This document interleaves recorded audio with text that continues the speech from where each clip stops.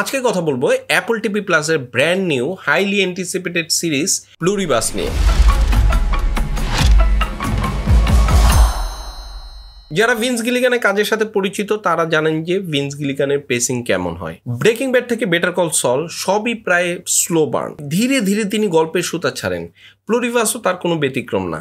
তবে এখানে তার স্ক্রিন প্লেতে কোনো ফ্যাট নাই, কোনো ফিল্টার সিন নাই। গিলিগান আপনাকে একটু একটু করে একটা নতুন পৃথিবীর সাথে পরিচয় করাবে, যেটাকে আপনি ইউটিউবে বলবেন না ডিস্টোপিয়া বলবেন সেই সিদ্ধান্তটা আপনাকেই নিতে হবে। আর এই সিদ্ধান্ত নেওয়াটা অনেক কষ্টকর হবে। তিনি যখন কোনো চরিত্র লিখেন তখন খুব সহজে সেটাকে ভালো বা খারাপ এমনটা আপনি বলতে পারবেন না। তার যে চরিত্রগুলো সেগুলো কেবলমাত্র সাদা এবং কালো না হয়ে তার মধ্যে অনেক গ্রে এরিয়া থাকে। তারা এমন সকল সিদ্ধান্ত নিবে যা হয়তো নৈতিকভাবে ভুল, কিন্তু একজন দর্শক হিসাবে আপনি তাদের জার্নিটাকে বুঝতে পারবেন। বেটার কল সলের মতো প্লুরিভার্সেও রিয়া শিহর্ন যে ক্যারেক্টারটা প্লে করেছেন সেটা একটা multi layered complex character. Better কলে উনি ছিলেন একজন সাপোর্টিং এর চরিত্রে, আর এখানে তিনি মেইন ক্যারেক্টার হিসাবে অভিনয় করেছেন।